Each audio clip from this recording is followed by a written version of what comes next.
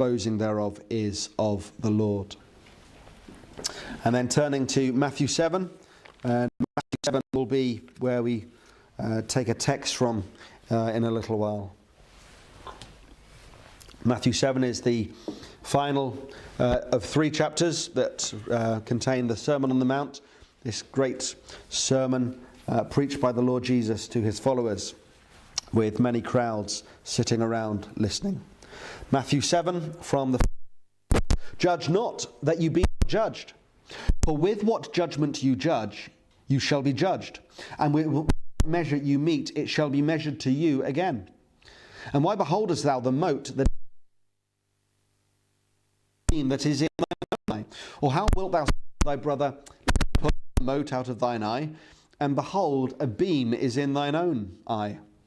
Thou hypocrite, first cast out the beam out of thine own eye, and thou see clearly to cast out thy brother's eye. Give not what is holy unto the dogs, neither cast ye your pearls before swine, lest they trample them under your feet, and turn again and rend you. Ask, and it shall be given you. Seek, and you shall find. Knock, and it shall be opened unto you. Asketh, receiveth, and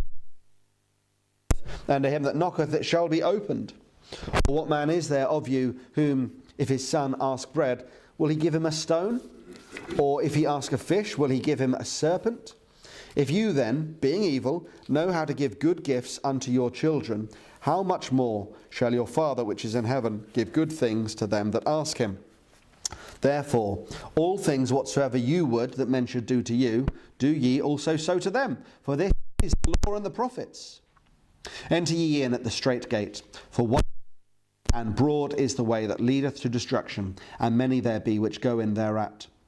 Because strait is the gate, and narrow is the way which leadeth unto life, and few there be that find it. Beware of false prophets, which come to you in sheep's clothing, but inwardly they are ravening wolves. You shall know them by their fruits. Do men gather grapes of thorns, or figs of thistles? Even so every good tree bringeth forth good fruit, but a corrupt tree bringeth forth evil fruit. A good tree cannot bring forth evil fruit, neither can a corrupt tree bring forth good fruit. Every tree that bringeth not forth good fruit is hewn down and cast into the fire. Wherefore by their fruits you shall know them. Not every one that saith unto me, Lord, Lord, shall enter into the kingdom of heaven, but he that doeth the will of my Father which is in heaven. Many will say to me in that day, Lord, Lord, have we not prophesied in thy name, and in thy name have cast out devils, and in thy name done many wonderful works? And then will I profess unto them, I never knew you. Depart from me, you that work iniquity. Therefore whosoever heareth these sayings of mine, and doeth them, I will liken him unto a wise man, which built his house upon a rock. And the rain descended, and the floods came, and the winds blew, and beat upon that house, and it fell not, for it was founded upon a rock. And every one that heareth these sayings of mine, and doeth them not, shall be likened unto a foolish man, which built his house upon the sand. And the rain descended, and the floods came, and the winds blew, and beat upon that house, and it fell. And great was the fall of it. And it came to pass, when Jesus had ended these sayings, the people were astonished at his doctrine, for he taught them as one having authority, and not as the scribes. Well, before we come to look at that, we'll sing. Today, I want to show you your future. Now, predictions of the future are often foolish, sometimes even dangerous things. Now, scientists use data to predict all sorts of things, and often that helpfully aids in preparation for what lies ahead.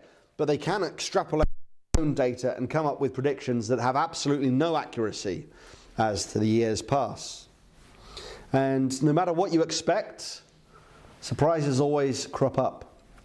No one but the most die-hard Leicester City expected their team to win the 15-16 Premier season. At the beginning of the season, there were odds of 5,000 to 1 them clinching the title, but that's what happened. We were visiting some friends over the summer, and I saw they'd lined their rabbit hutch with some old newspapers. And there was a headline there from about 18 months ago, shortly before the general election. And in it, this man called Nigel Farage was saying he probably wasn't even going to return to frontline politics. But here we are now, and how things have turned out.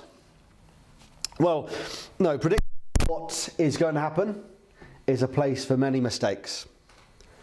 And yet, I believe I can tell you something of what to expect ahead of you. Now, I'm going to be vague about some things, but the Bible is clear enough about the general shape of what lies ahead. Now, this morning, I want to especially speak to those who are not Christians. I want to tell you what is coming. And then this evening, I want to look at the future of the Christian. And do you know what we're going to find as we look at these two different groups of people? We're going to find that the future has a number of similarities in places. Because the non-Christian and the Christian, well, we live in the same world, with the same bodies, and we often face the same experiences. But it would seem as things progress, the outcomes of those two people are more and more different. In our reading from Matthew chapter 7, Jesus speaks of two ways, or in verses 13 and 14. There is this broad, wide way, and on these two ways, the broad way and the narrow way, between these two paths, all of humanity is to be found. All living in this world, all ultimately walking those paths, but in different ways. This morning, as we look at this, I want to consider your life and your eternity. So let's begin with your life. You have a life. You have a body, you have a mind. Your body is capable of great skills and wonderful pleasures. Your mind can imagine so many things. Your life can be filled with fantastic experiences. You might have a calm, placid nature, whether that's by or genetics, or both. Now, reading from Proverbs, we read about the blessings of humility in verse 19. Better it is to be of a humble spirit with the lowly. The benefit of speaking pleasant words. Pleasant words are as a honeycomb. The importance of self-control in verse 32. He slow to anger is better than the mighty. That might be you. You might be a humble, calm, placid, pleasant-speaking, well-controlled, well-self-controlled person. Now, Proverbs is a fascinating book. It needs careful handling. And some of what it says is just beneficial ways to live. And truly, if you live a wise and careful way, you'll probably reap the benefits of doing so. If you work hard, you're probably going to prosper. If you're you will attract deserved relationships. You'll probably find that others are there for you. If you live carefully in your consumption, in your behaviour, your will last longer and in better shape. So don't be surprised if living well in this world, and by living well I mean sensibly, don't be surprised if it brings certain benefits in this world. Well, our call to worship at the beginning of the service, it spoke of two ways, didn't it? The godly man and the sinful man. Well, if you're not a real Christian this morning, you're not a godly man in the sense that you are not truly attending to what the God of the Bible wants for you. But you may in many ways be dignified and moral. To be a sinner, well, it doesn't mean you're doing all the worst things that this world condemns. In fact, Proverbs 16, verse 25, there's a warning. Living in the way that seems right to him. There's a way that seems right to a man. That could be you. The road that you are on, that Jesus spoke of, it's a broad road. There are so many different ways to progress along this road. You might be a kind citizen. You might have goals. You might be a lazy worker. You might be a gay writer. You might be involved in politics. You might be a drug dealer. You might be a counsellor who's helped many, many people in various aspects of their lives. You might even be labelled Christian and looked up to by those around you in your church. But if you're not truly godly, truly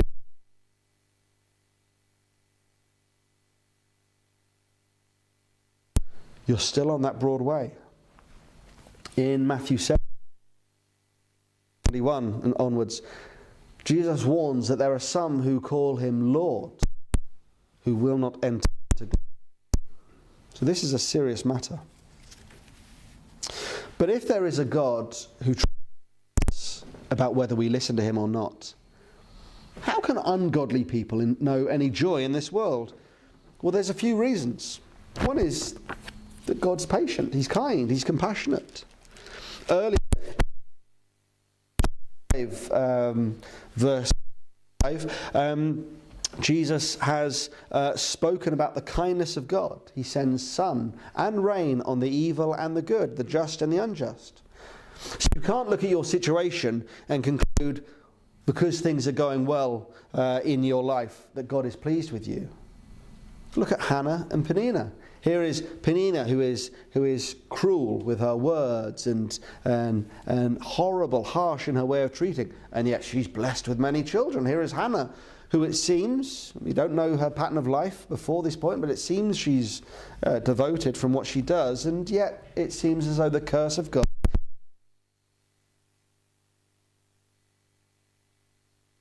is with me or is angry with me.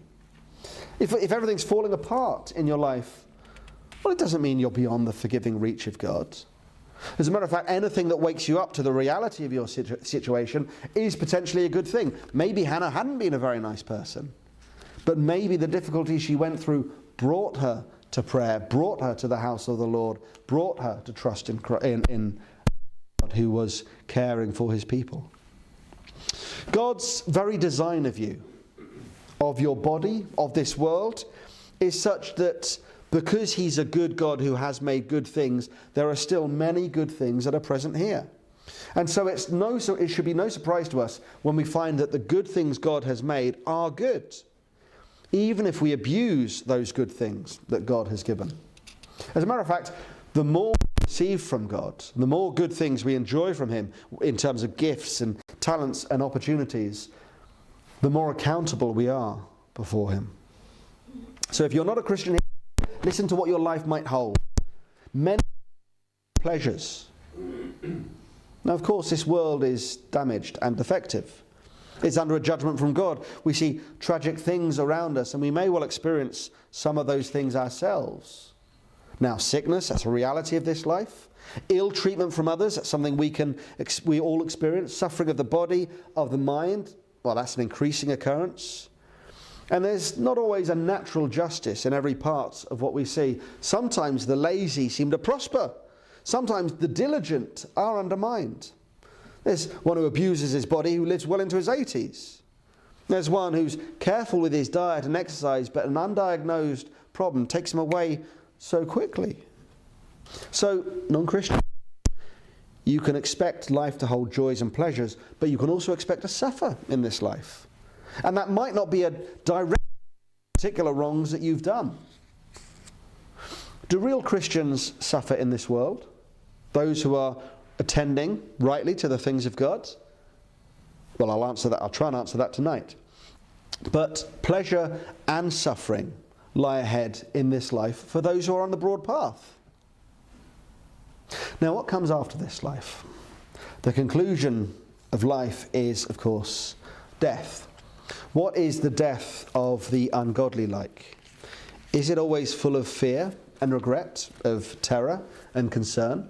Well, search on, you will find lists of quotes of famous who died with regret upon their lips. These lists include men like Voltaire, the famous anti-Christian atheist, who apparently said on his deathbed, "I have swallowed nothing but smoke. I have intoxicated myself with the incense that turned my head. I am abandoned by God and man." He said to his physician, Dr. Fochin, "I will give you half of what I am worth if you will give me months of life."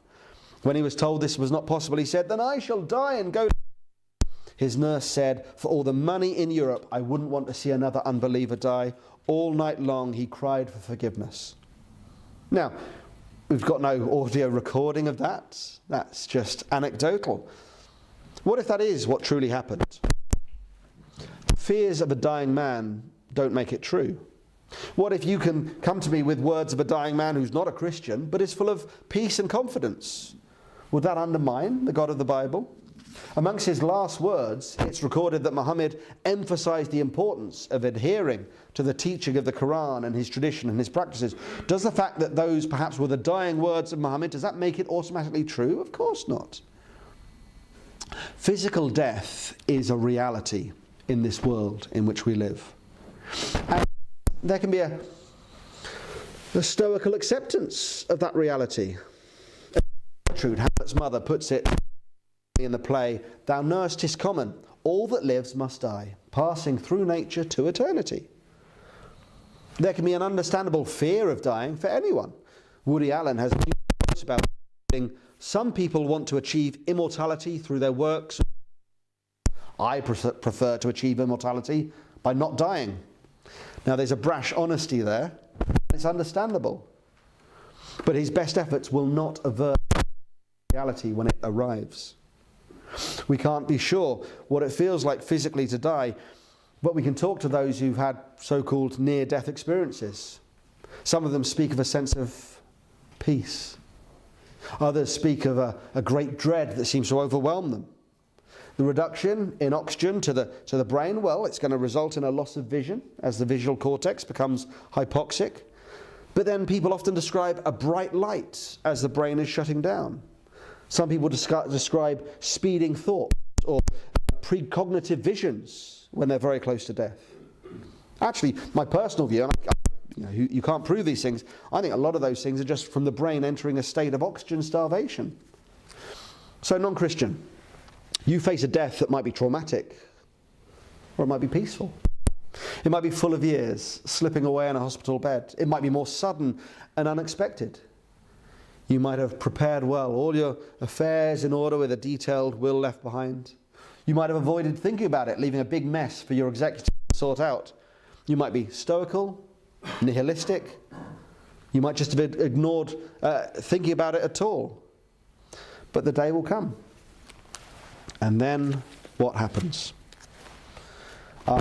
Proverbs 16:25 says, "That seemeth right unto a man, but the end thereof are the ways of death." And lived going his own way as seemed best to him, but it results in death. But isn't death the end result for all men? Queen Gertrude was right, wasn't she? Well, I think Psalm 73 is probably very relevant here. In this psalm, the writer, a godly believer, he feels overwhelmed, almost carried away. Just going to read through it briefly. Apologies for another reading. But a psalm of Asaph. And he confesses the truth as he believes it. Truly God is good to Israel, even to such as are of a clean heart. Just about his own situation.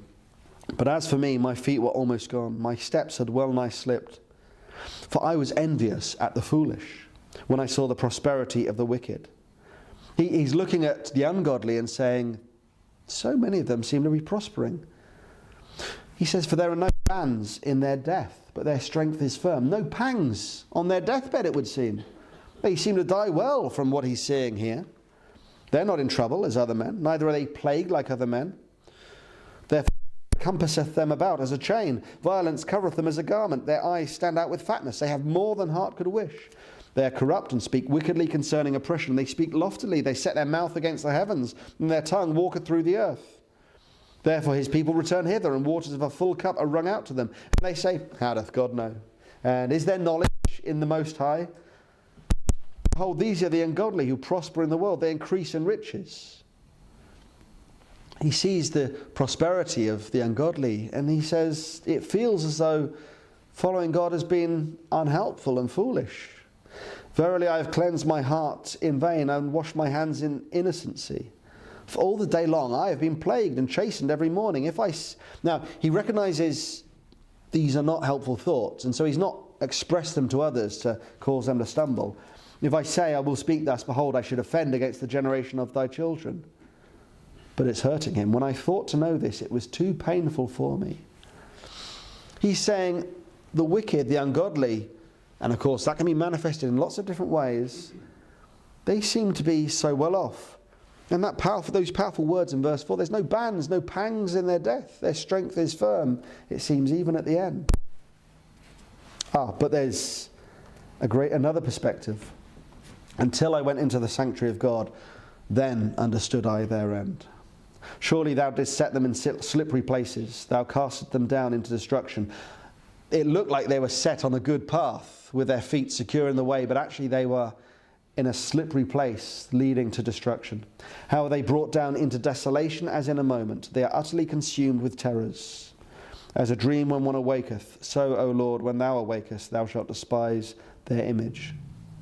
When did that happen? If there's no bands in their death, no pangs in their death, if they can die, as it were, in peace, apparently, and this destruction must be after their death. The Bible is abundantly clear.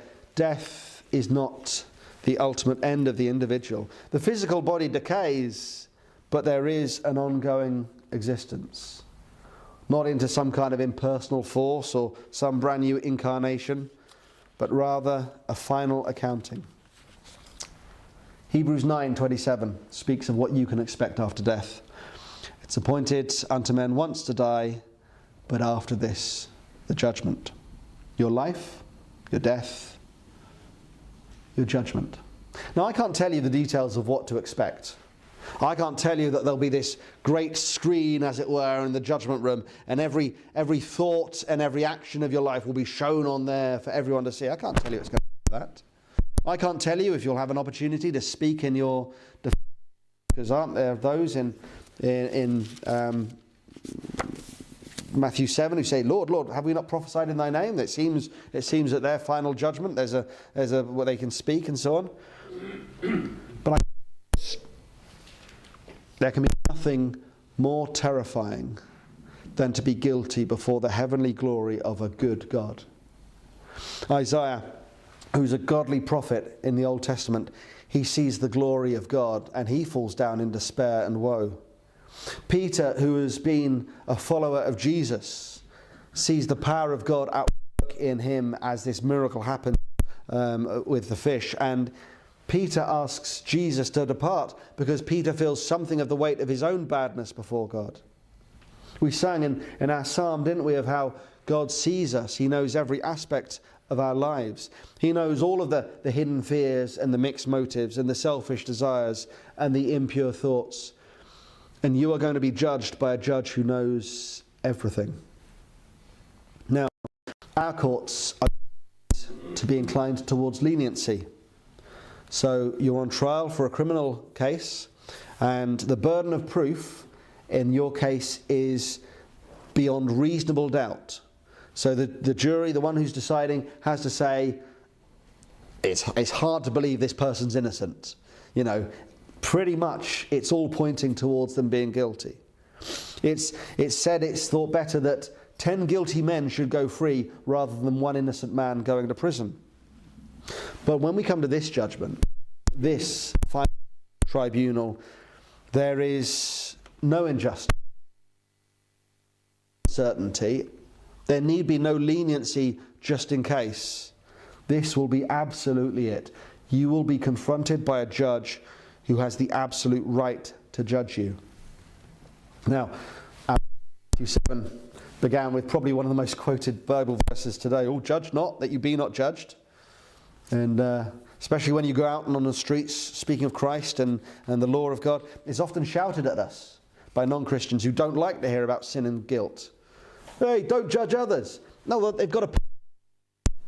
We're not to pronounce condemnation on others from ourselves. We ourselves are guilty sinners. There's nothing in us by nature that makes us better than the unsaved. But God is different. God can judge by himself because he's the absolute standard of goodness. And God is no hypocrite. He's the very epitome of what's good. He's the true arbiter of morality. He is the holiest of the holy. Your life, your death, your judgment. In our call to worship, we heard that the ungodly shall not stand in judgment, and that's true. Matthew 7 reminds us that on that day of judgment, even those who claimed to follow Jesus but were never truly will hear solemn and devastating words. Lord, Lord, have we not prophesied in thy name, and in thy name have cast out devils, and in thy name done many wonderful works? And then will I profess unto them, I never knew you. Depart from me, you that work iniquity. Then you will have your eternity. Your life, your death, your judgment, and your eternity. What lies ahead for you then? But the fearful and murderers and whoremongers and sorcerers and idolaters and all liars shall have their part in the lake which burneth with fire and brimstone, which is the second death. You, the glory and pinnacle of God's creation. You, one who was made in his image, whose very purpose was to show, to declare him to this world. You who were given gifts and talents and pleasures and joy. You who lived in this world under his grace, warming sun and refreshing rain. You'll be sent away from all blessing. As Thomas Watson said, Christ will smite them at the day of judgment who have slighted him in the day of grace. You wanted to be ungodly, you wanted to be away from him. Okay, you'll have a sense of that. Away from his favour, his mercy, his blessing. I don't want to tell you this. I don't like reading verses like this. The Bible leaves many questions about that final eternal state. What kind of body will you have when that day of resurrection comes? How can there be a fire that consumes and yet never goes out? How can there be a worm of decay, of bitter regret that just never ends? It just goes on and on forever. The Bible uses ugly language of that final place, of weeping and of gnashing of teeth. How can this perpetual, unending place of agony be just? Because you have rejected God. The God is greater than this whole universe. The God who upholds your life moment by moment. The God who has made you in his image, who has called you. That you are rejecting. For him to fully reject you is, in one sense, to finally be free of his loving presence and his tender voice. I was at an open air back in the summer.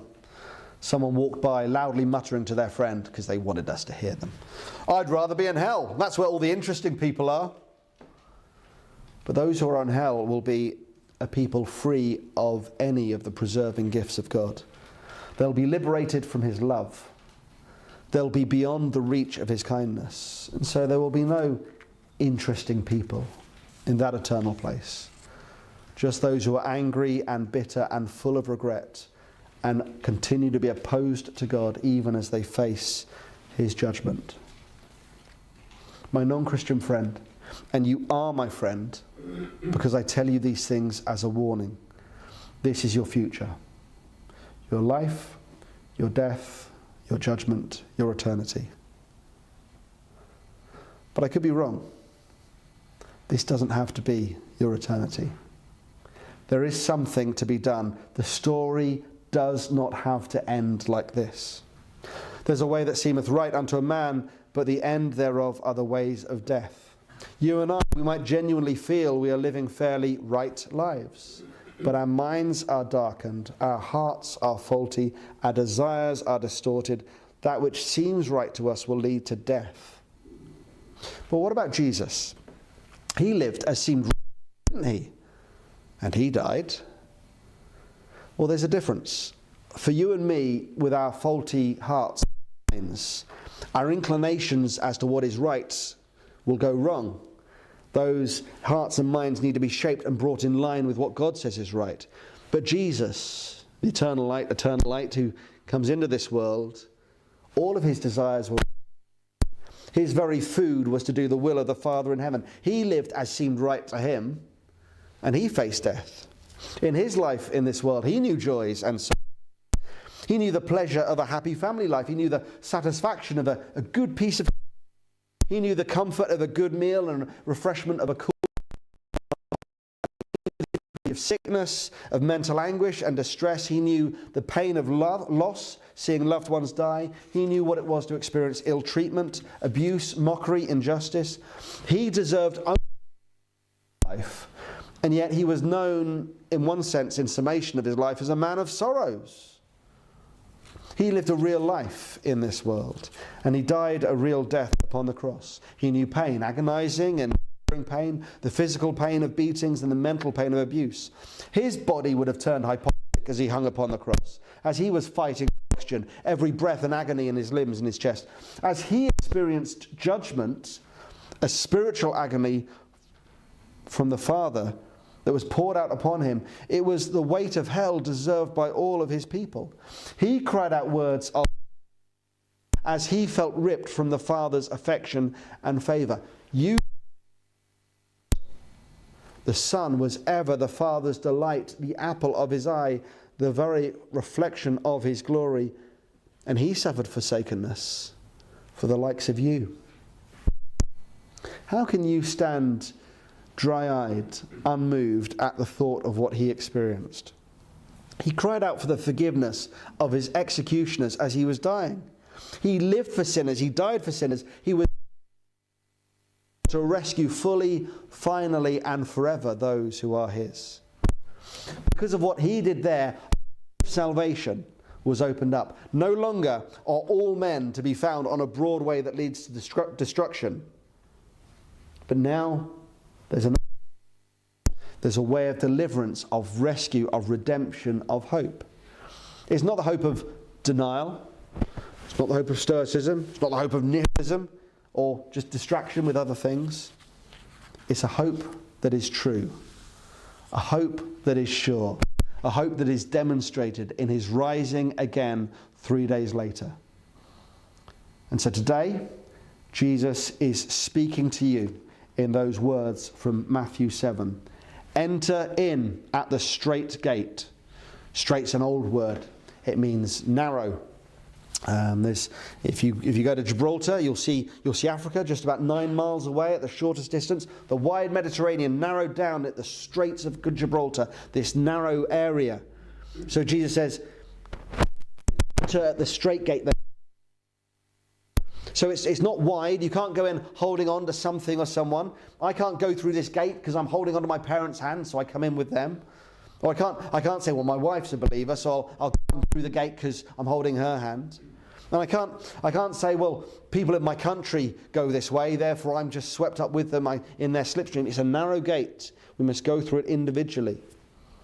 Because it's narrow, I can't bring armsfuls of pride, the things I've done I can trust in, or packages of self-confidence, or any trace of wanting to hold on to some sin in this life. Hearing those words of Christ, enter in at the narrow gate, well, it will cost you all that you have, but it will give you infinitely more. It will not free you from the sufferings of this world, but it will life. It will give you a true hope. It will give you a confidence and assurance. Jesus, he commands you to do that which will be for your everlasting good. He's loved sinners like you. He's lived for sinners like you. He's died for sinners like you. He has risen again in glory and victory for sinners like you. So what will you do with him? And then, when you come to him, what will your future be? Well, we'll look at that tonight. We're going to close